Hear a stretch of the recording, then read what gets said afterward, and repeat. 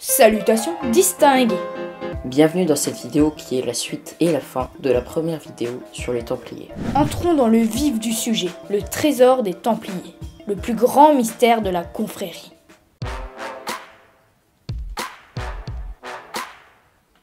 Lors de la chute du temple, le précepteur était Gérard de Villiers. C'était sans conteste l'un des personnages les plus importants et emblématiques de l'ordre. Il ne figurera pas en personne dans le procès, ayant en effet réussi à prendre la fuite. Et lors de son interrogatoire, le templier Jean de Chalon affirmera que Gérard de Villiers serait parti avec 50 chevaux au nord et aurait pris 18 galères en direction de l'Angleterre.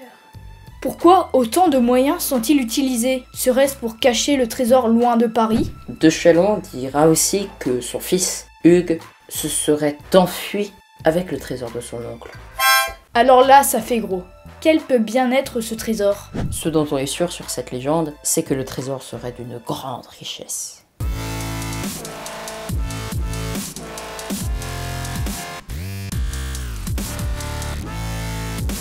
La première théorie serait que les Templiers ont acquis beaucoup d'or. Les chevaux que De Villiers a emmenés avec lui auraient amené tout cet or.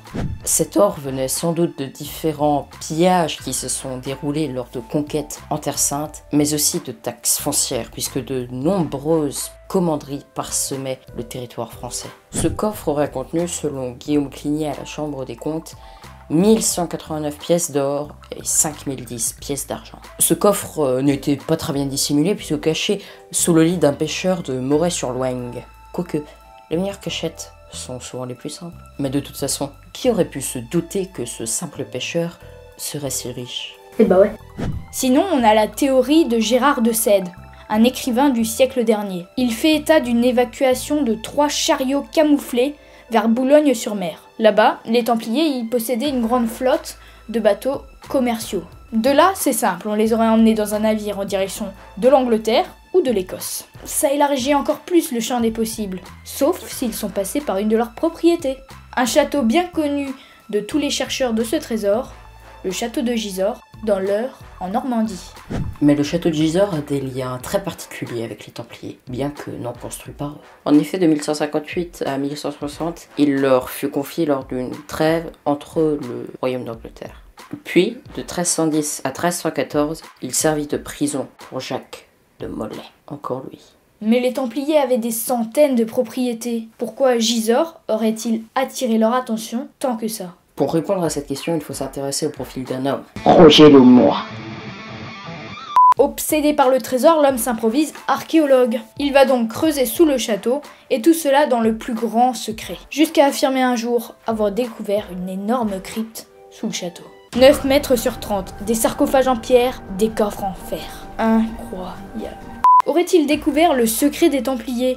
Leur trésor caché sous cette immense forteresse? Rien ne sera retrouvé sur place, mais la légende est en marche. Son histoire va intéresser Gérard de Sède, qui écrira un livre, Les Templiers sont parmi nous, publié en 1962.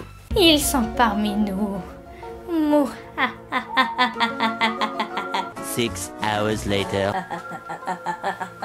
Des inconnus vont donc venir avec des pelles et des pioches quelques jours seulement après la parution du livre.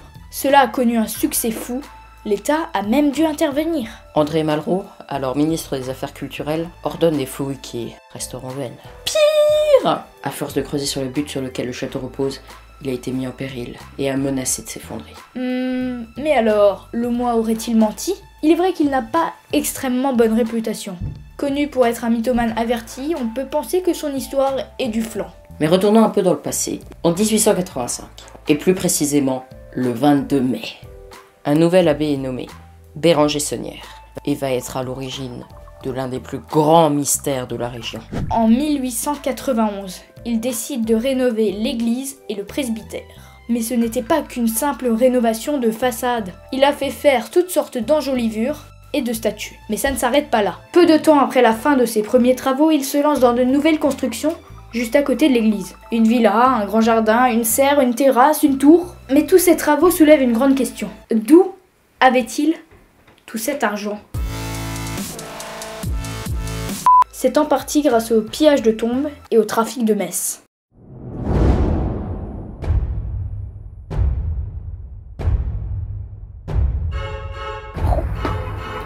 Merde, il me rappelle.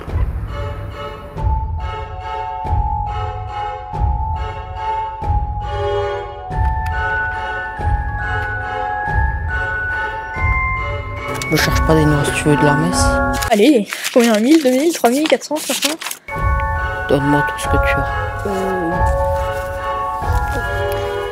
Allez, combien? 1000, 2000, 3000, 400, 500?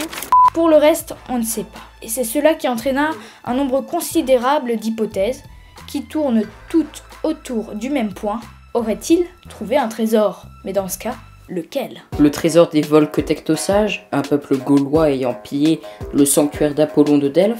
Le trésor des Visigoths, un peuple germanique. Le trésor de Blanche de Castille, amassé suite aux croisades du XIIIe siècle. Ou bien sûr, le trésor des Templiers. Cette hypothèse est une fois de plus approuvée par Gérard de Sède, encore lui, qui sort le livre L'Or de Rennes. La théorie du trésor des Templiers est malgré tout peu probable. Malgré le fait qu'il y avait plusieurs commanderies appartenant aux Templiers dans cette région, lors de leur fuite, ces derniers se seraient plutôt réfugiés en Angleterre. Cependant, il n'y a aucune trace de ce trésor. Gérard de Sède, dans son livre, montre des soi-disant reproductions du parchemin de Sonnières. Mais là encore, rien ne peut être prouvé. Il nous est impossible de consulter le vrai. Un historien du nom de René Descaillas a démontré que les théories faramineuses de Gérard de Sède étaient fausses. L'argent, il l'avait grâce à des trafics de messes, à des reliques, mais aussi du non-paiement des travaux, tout simplement. Cet abbé n'était décidément pas des plus honnêtes. Justement, pour en revenir à ce qu'on disait avant, et si le trésor était caché en Angleterre? Dès le commencement de leur persécution, bon nombre de Templiers se retrouvèrent dans des grottes, en Angleterre ou en Écosse. L'une des plus célèbres est sans doute celle de Ruston. Cette cavité, trouvée accidentellement par des ouvriers, était obstruée par une meule et une bâche, sans doute une protection des Templiers. On peut y voir des peintures de chevaliers de l'ordre du Temple, de Sainte-Alexandrie ou encore d'autres saints. Certains historiens considèrent la cave de Royston comme preuve que les Templiers ont continué à se voir et à louer Dieu, même après leur dissolution. De plus, Sainte Catherine avait une signification particulière pour les fugitifs. En effet, tout comme ils l'ont été, Catherine avait été persécutée pour des fautes qu'elle n'avait pas commises. Serait-ce possible qu'on y ait enterré ce trésor en hommage à Catherine? Cependant, on pense aussi que les Templiers qui s'y seraient retrouvés seraient en réalité les premiers francs-maçons. Une fois encore... Qu'est-ce que vous foutez là? Pourquoi vous avez foutu la scène en l'air comme ça là? Bah bonjour monsieur, je sais que vous êtes franc Illuminati. Franc quoi? Franc Illuminati. C'est ça, arrêtez, partez.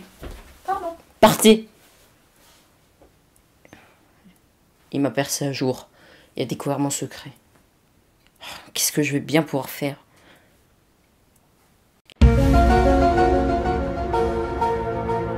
Ensuite, certains historiens exposent une toute autre théorie. Et si le trésor n'était pas matériel, mais immatériel, un savoir? Pour finir, on peut penser que le trésor n'a jamais été retrouvé, et c'est fort probable. N'oublions pas que l'existence d'un trésor comme celui des Templiers n'a jamais encore été prouvée. Pour le moment, ce fabuleux trésor des Templiers n'est qu'une simple légende. Il est également possible qu'il ait été retrouvé, mais qu'il ait été caché par une personne. Dans ce cas, il est presque impossible de savoir où est parti ce trésor. Mais j'aimerais que nous nous arrêtions sur une théorie que nous avions évoquée précédemment. Celle voulant que le trésor des Templiers se situe dans le château de Gisors. Eh bien, figurez-vous qu'il y a quelques années maintenant, des employés municipaux de la ville de Gisors ont trouvé, en faisant des travaux de chaussée, plusieurs centaines de pièces d'or. Alors, serait-ce ça, le fameux trésor des Templiers? Merci d'avoir regardé cette courte série de vidéos. J'espère qu'elle vous aura plu. Si c'est le cas, comme d'habitude, le petit pouce bleu que vous connaissez bien. Vous pouvez également partager cette vidéo, vous abonner et nous suivre sur les réseaux sociaux. En tout cas, nous on vous dit 100, 500... Parfait. Allez, à bientôt.